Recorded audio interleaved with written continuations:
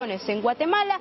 Me estoy comunicando en estos momentos con Luis Mac, analista político. Muchas gracias por estar con nosotros aquí en DiNews desde Lima, Perú. Muy buenas tardes a toda la audiencia, un gusto estar aquí con ustedes.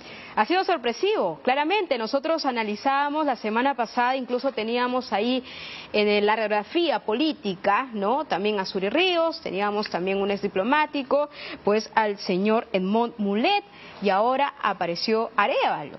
Eso quiere decir que definitivamente los sondeos, los últimos sondeos no reflejaban lo que tal vez la ciudadanía quería o esperaba también de estos comicios. Pero, a ver, si usted nos podría ayudar a entender, porque aquí si uno analiza la cifra del 15% que ha alcanzado la señora Torres y el 17% de ese grueso de nulo y también viciado, ¿de qué estamos hablando? ¿De qué ciudadanos estamos hablando?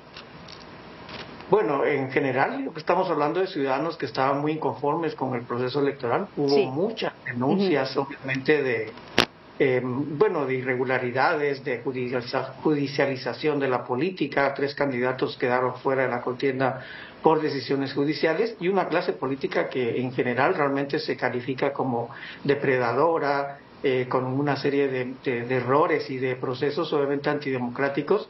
Entonces, en general, yo creo que estábamos hablando de una deslegitimación sistemática del proceso electoral. Pues como tú dices, la elección fue muy sorprendente. El que haya ganado el voto nulo en primera vez desde los 35 años de democracia que hemos tenido, creo que ya indica obviamente un porcentaje muy alto de ciudadanos que no están conformes con el sistema y con el rumbo del país. Por supuesto, esa sensación, ¿no? Esa pérdida también de confianza hacia los políticos. Ahora, hablando también de la candidata, la protagonista, ¿no? La señora Torres, quien podría ser, todo apunta a que podría ser, aunque en la política todo es sorpresivo y lo ha demostrado el señor Arévalo al posicionarse en el segundo lugar. Pero ¿cuáles son las primeras, o en todo caso, los puntos más importantes que resalta la señora Torres en su lineamiento de campaña y qué ofrece también a los guatemaltecos? ¿Qué podría ser lo más atractivo, Luis? Esa es una buena pregunta. Lamentablemente Sandra Torres es el ícono del político tradicional, el político rapaz. En alguna medida esta es su tercera participación electoral y ella acarrea el mayor desprestigio de los políticos en este país. Tiene un altivoto del 60%. Muchos ciudadanos dicen que jamás votarían por ella. Entonces, y además tiene obviamente una lógica en la cual justamente por su antivoto ha puesto 2 presidentes. Obviamente, entonces es la representante de la vieja política contra Bernardo Arévalo, que es todo lo contrario. Tiene un perfil muy profesional, tiene el plan de gobierno más sólido, tiene una trayectoria académica muy importante, así que es, digamos, lógicamente se esperaría que ganara Arévalo. Sin embargo, pues las mañas y las, digamos, alianzas que puede hacer Sandra también puede hacer peligrar obviamente esta democracia. Sí, evidentemente, pero también la pregunta ahí es ¿qué país deja, no? ¿Qué administración deja Alejandro Yamatei? La deja en ruinas, básicamente. Los indicadores sociales, el desempeño del gobierno han sido pésimos realmente, y la pandemia lo que hizo fue agravar obviamente la sensación de desamparo de nuestros conciudadanos. Entonces sí, estábamos frente a una elección que se percibía como una de las más importantes en los últimos 30 años. Yo creo que esa urgencia por transformar el país y por encontrar un rumbo que nos lleve, digamos, a un mejor destino fue lo que catapultó a Bernardo Arévalo. Como tú dices, nadie lo esperaba, en las encuestas ni siquiera aparecía en los primeros 4 o 5 lugares. Y, como te digo, era el personaje más serio, con mayor relevancia, pero tradicionalmente estos personajes siempre estaban en la cola. Entonces, esta es una elección histórica bajo todo punto de vista. Totalmente de acuerdo. Ahora, la pregunta es el enfoque, ¿no? Y el análisis también que ahora debe preocupar a todos los guatemaltecos, porque ¿qué se va a priorizar? Tenemos ya 2 candidatos, antes teníamos a varios binomios de por medio, pero ahora son 2, es decir, los reflectores están sobre ellos. ¿Cuáles son los pros y los contras que manejan ambos candidatos en todo caso?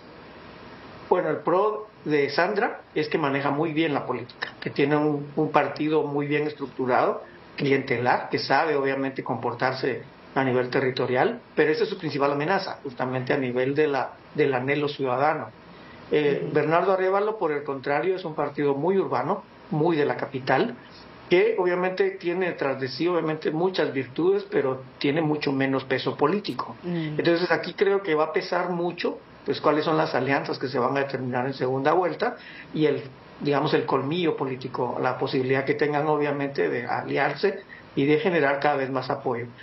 Tanto Arévalo como Sandra Torres apenas entre los dos tienen el 27% de los votos. Entonces aquí es a quién van a apoyar el resto de partidos y ciudadanos. Incluso claro, quién va a capturar ese 18%, casi 18% de votos nulos que se ubicaron en primer lugar realmente de la contienda. O sea, a pesar de que uno podría percibir que Arévalo corre con ventaja, pues no todo está escrito. Hay que ver en los próximos días y semanas cómo se posicionan, cómo hacen alianza y cómo empiezan vamos a atraer a todos los votantes que no pudieron atraer en primera vuelta. Claro, cómo se configuran las alianzas ya en este segundo tramo, que va a ser muy interesante como todas las segundas vueltas. Pero debo preguntarle también acerca de la corrupción. No, la corrupción y también casos de vulneración de derechos humanos, el caso también del colega periodista José Rubén Zamora, cómo se instala también en medio de esta campaña política. Sí, la corrupción quizás es el trasfondo realmente, porque tenemos una candidata pro impunidad, que es Sandra Torres. Ella obviamente se vierte en halagos al sistema judicial, que ha sido ampliamente cuestionado. La fiscal general Consuelo Porras, ella dijo que es una de las fiscales más técnicas y más capaces de los últimos años, contrario a la opinión de la mayoría de expertos internacionales y nacionales. Claro. Entonces vemos a una candidata que es pro impunidad contra un candidato que está claramente a favor del combate a la impunidad. Entonces aquí también está el status quo contra la posibilidad de cambio. Y entonces ahí donde está el peligro también de que lo que se percibe como el pacto de corruptos o la alianza criminal que está en el poder pueda hacer todo lo posible para derrotar finalmente a Arévalo y la posibilidad de cambio. Es una elección muy cardíaca, muy reñida, que va a determinar el rumbo del país en los próximos 4 años. Importante lo que nos ha dicho. Muchas gracias por su análisis. Ha sido Luis Mac, analista político desde Guatemala. Clarísimo, entonces 20 de agosto es la cita, nueva cita en Guatemala, claro que sí. Muchas gracias, muy buenas tardes. Buenas tardes, hasta luego.